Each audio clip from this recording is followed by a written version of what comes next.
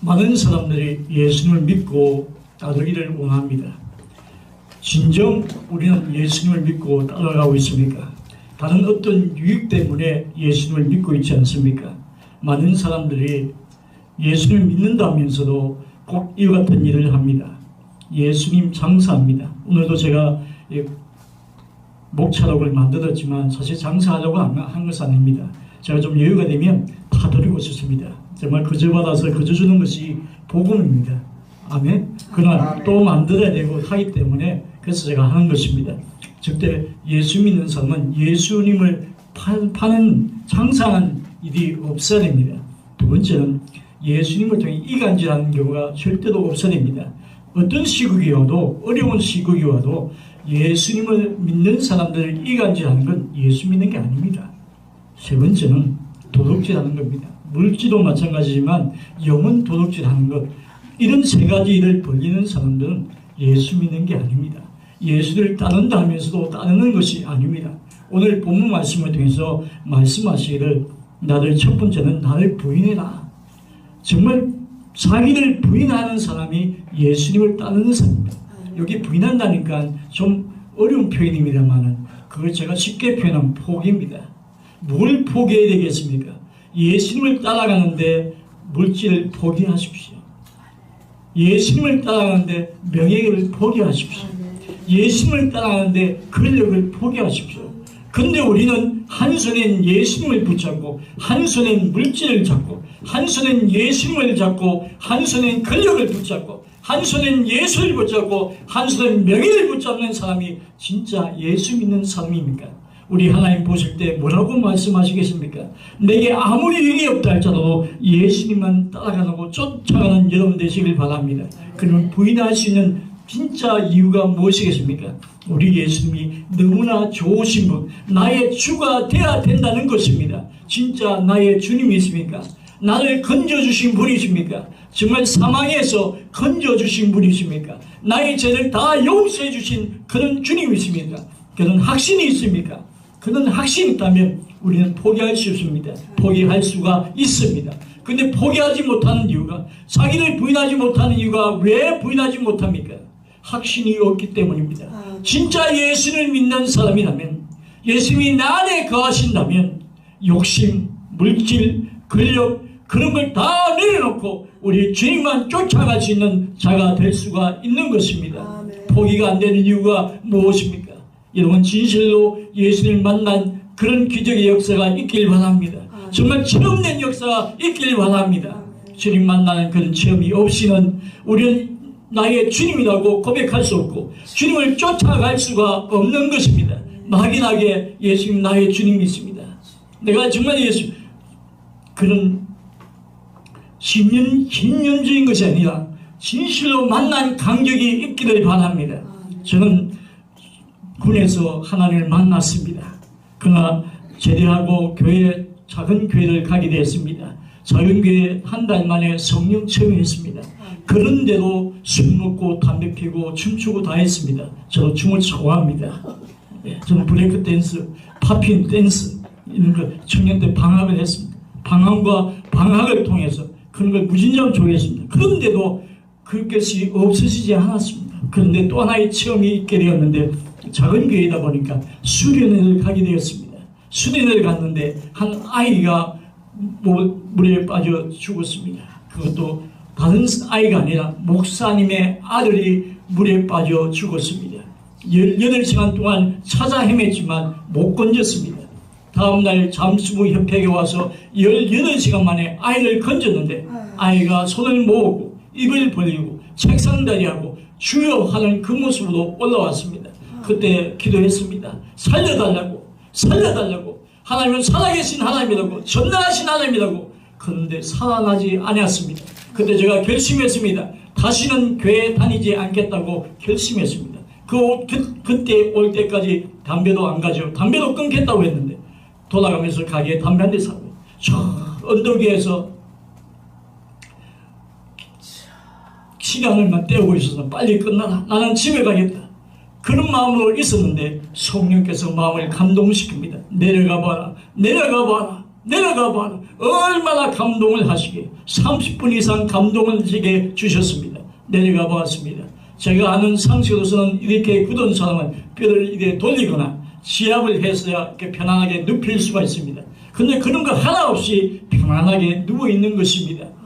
18시간 물속에 잠겼는데 부풀어 오는 자국이 하나도 없고 그 난강에 가지고 그 옆에서 수련을 했는데 거기에 묻어뜯긴 자국도 하나도 없었습니다. 그래서 제가 다리부터 이게 보고 있는데 얼굴을 보는 순간에 주님의 음성이 들렸습니다.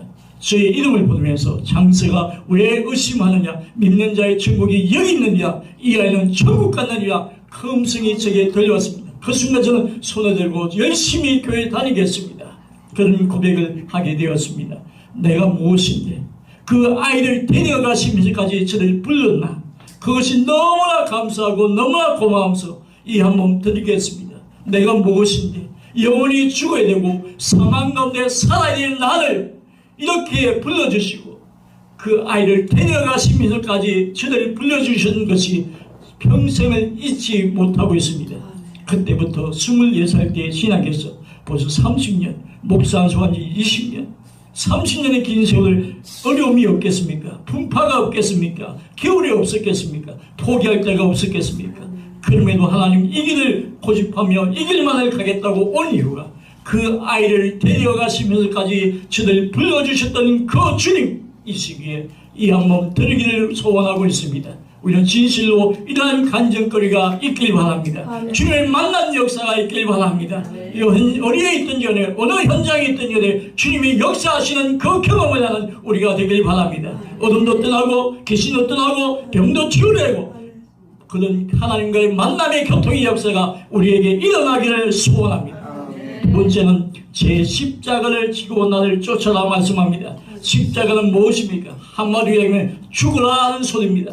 왜 그러냐면 24절의 본문의 말씀을 기록합니다. 누구든지 제 목숨을 구원하고자 하면 잃을 것이요, 누구든지 나를 위하여 제 목숨을 잃으면 구원하리라. 그 말은 나를 위하여, 예수님을 위하여 목숨 버려라, 이것이 십자가를 지는 것이라는 얘기입니다.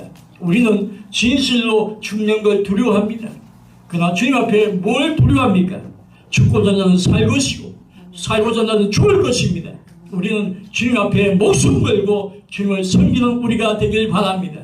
이런 사람은 준비가 돼야 되는 것입니다. 준비 없이 이렇게 죽을 수가 없는 것입니다. 우리는 죽는다고 해서 자살하거나 그런 소리가 아닙니다. 우리는 말씀 읽기 어렵죠. 죽을 각오로 말씀 보시길 바랍니다. 아멘. 죽을 각오로 말씀 보시면 됩니다. 기도하기 어렵지요. 죽을 각오로 기도해 보시길 바랍니다.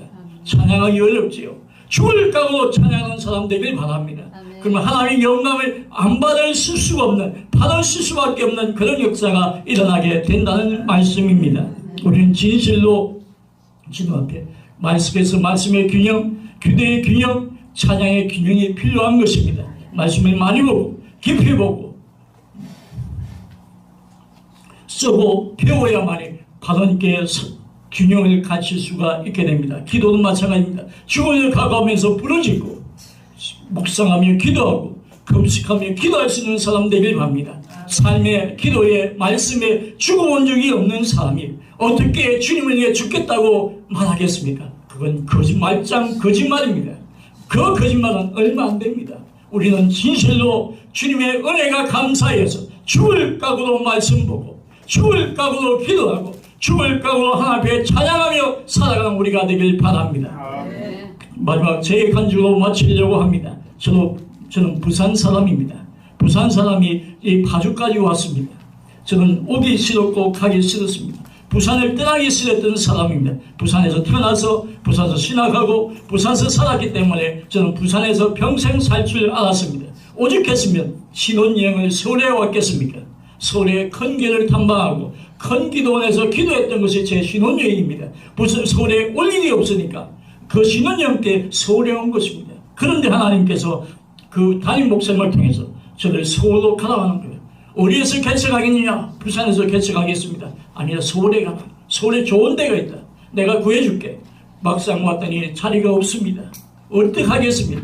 근데 저는 이걸 우습게 표현합니다. 제가 청년 때 이 원민쇼 하는 거 좋아합니다. 저는 목소리 흉내내는 게 좋아합니다. 어릴 때부터 꿈이 성우가 되고 싶은 것이 꿈이었는데 성우가 될 수 없는 조건을 다 가지고 태어났습니다. 경상도 사람 사투리 많이 쓰죠. 혀 짧지요. 발음 부정확하지요. 말하는데 부끄럼 많이 타지요. 말 잘 못하지요. 뭐 성우가 될 수 없는 조건을 다 가지고 태어났습니다. 그런데도 꿈이 성우가 되고 싶은 게 꿈이었습니다. 그래서 청년 때 은혜를 받아서 어느 집사님이 대본을 하나 써주셨습니다. 그 대본이 뭐냐면 모란봉 부흥이었습니다.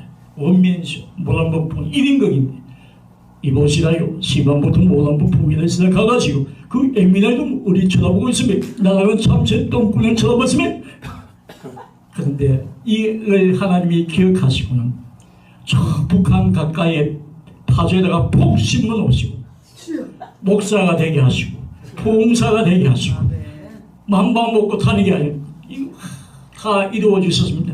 나는 가기 싫었으나 하나님의 뜻과 계획이 있다면 가라 하시면 어디든지 가겠나이다. 아멘. 저는 지금까지 어디든지 가기를 소원하는 사람입니다. 우리 주님 앞에 내버릴 것 다 내려놓고 우리 주님이 참으로 좋으신 주님 앞에 온전히 쫓아가는 저와 여러분이 되시기를 축원합니다. 아멘. 아멘.